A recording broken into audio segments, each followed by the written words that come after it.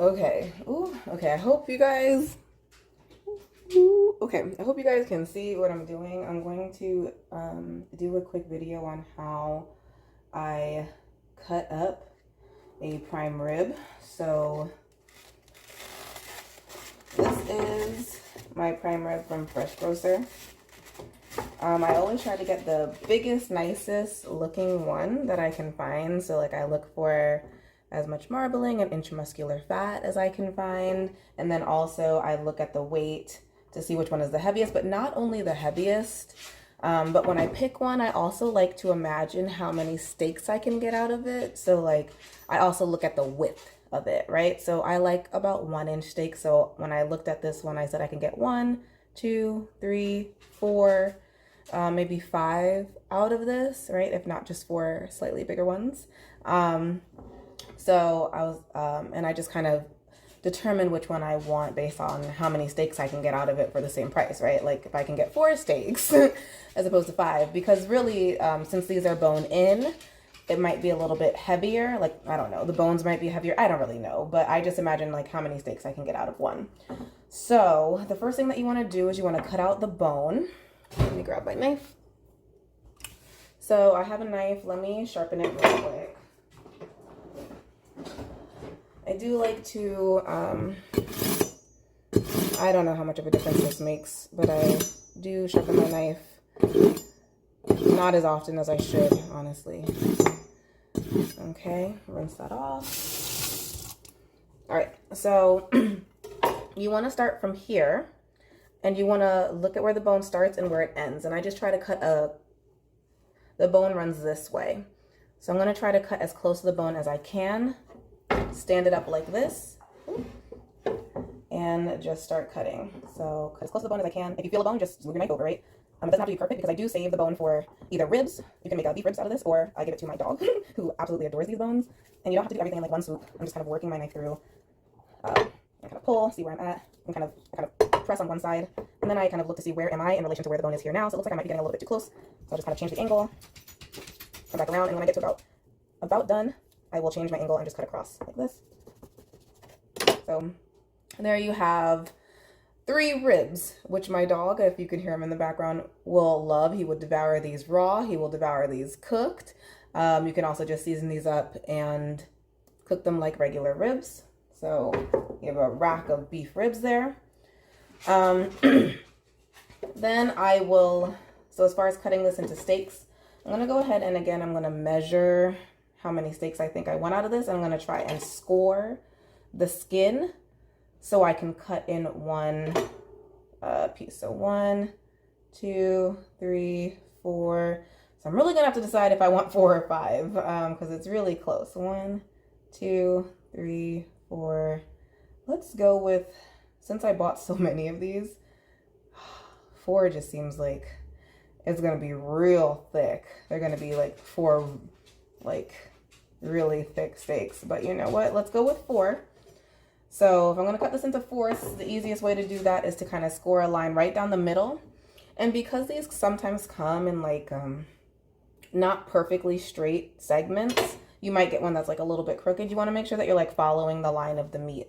So in this case, it's not perfectly going like straight down. It's a little bit angled to the, well, my left. I don't know what side it is for you. So I'm going to try and follow it like that. I'm going to make a score right in the middle as best as I can, right? So I can just see it. And then I'm going to do half of each of those along the same line as best I can. So now I can see that. So I'm going to start with my first cut right here where I scored. And again, I'm going to try to follow the line of the meat because you want your steaks to be the same thickness from top to bottom. So I'm going to try my best and just go, there's 1, and I just do this in like multiple swipes. And you just keep going. And always make sure like on the front end that I'm going straight down and that the width throughout is the same. I don't really want to saw. I want to make like really, this is not the best, really just one motion swoops through. I don't know what the word is, but So there I have one steak. It's not completely finished, but we're just going to finish cutting up the rest of these.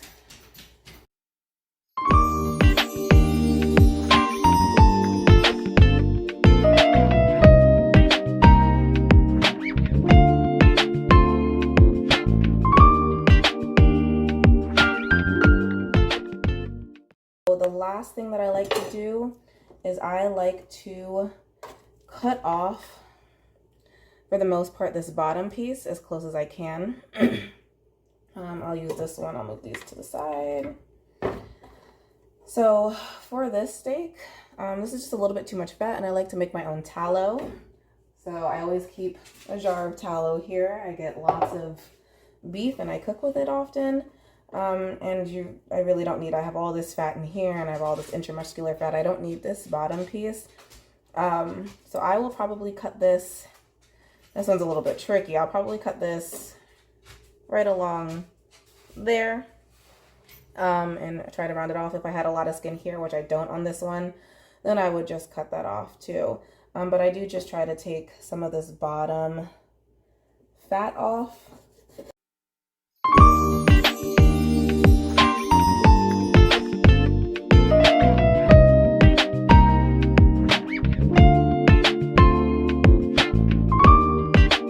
We have 4 nice thick juicy steaks, 3 beef ribs, and some nice healthy fat that I just sear down in my slow cooker for like 30 minutes and strain it and pour it into a jar, and that's what I use to cook all my steaks with.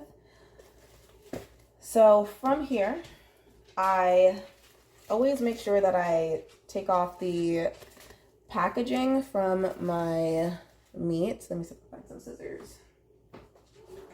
So I want to make sure that I know what this is and when I got it. So I don't really care how much I paid for it, but it's all on one thing, right? So I have this tells me that this is USDA choice beef prime rib roast, right? And it also tells me the date that I got, or at least the Best By date, so I know around when I got it. So I always make sure that I take that off. I'm probably going to take this off just because it's a little bit easier. I also like to know what store I got it from if I can. So like this sticker has the store on it, just because some stores tend to have better quality meats than others. So if I'm having a fancy dinner, I know that I want to use, like, you know, my Whole Foods roast or my Acme roast as opposed to my Save-A-Lot roast ribs, just because I know they're better quality. Actually, one thing before I package this. So, agree or disagree, I got this big thing of, make sure I'm recording. I got this big thing of Glade Press and Seal that I have had for years and I have not used. So I've just been using it for this until it's used up. And then after that, I'll probably just go to cling wrap or something else. So wrap it over, press and seal all the way around the edges. So it's kind of like vacuum sealed, right? But it's not.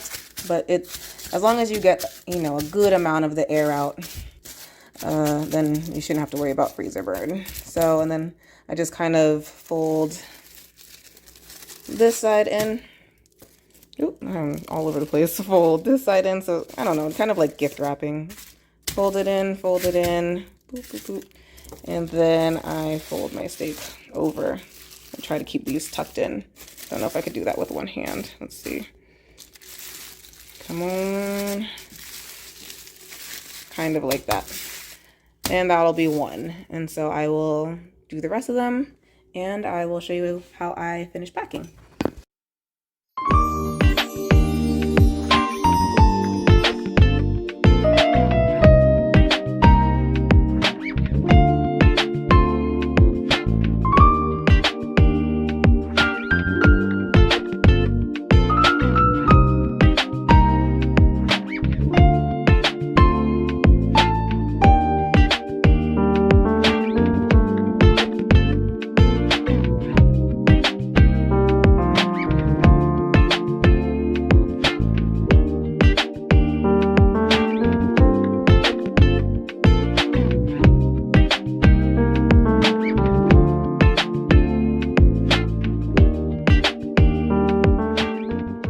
see, I know exactly what this is. It's a prime rib roast. I know where I got it from. I know when I got it.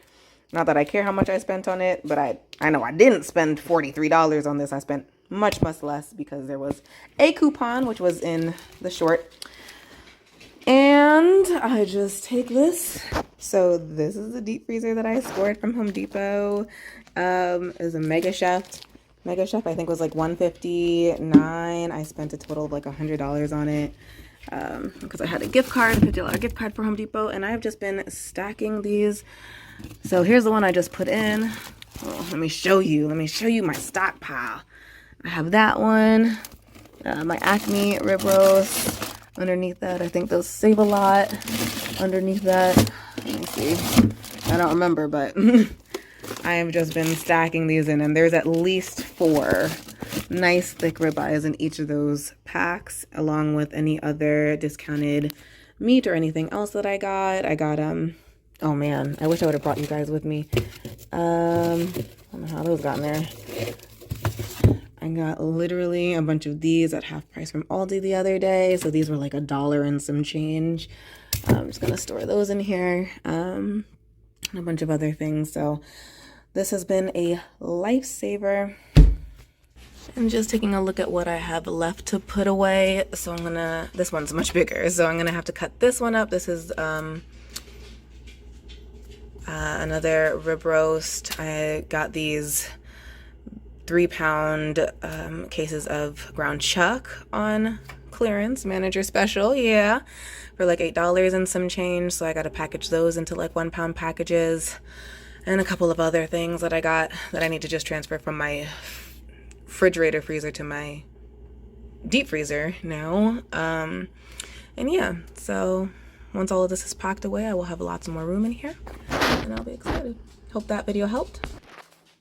So again, I hope that video helped. Be sure to like and subscribe. I do practice as much as possible an animal-based diet, which is why I'm loading up on all the good meats that are on sale this Easter. And I was so excited to get them for Christmas. So now that I know that they go on sale twice a year, it's over, you guys. I will never not have ribeye when I want or need it, and always tallow available. So stock up, stay healthy, stay blessed. See you guys in the next one. Bye.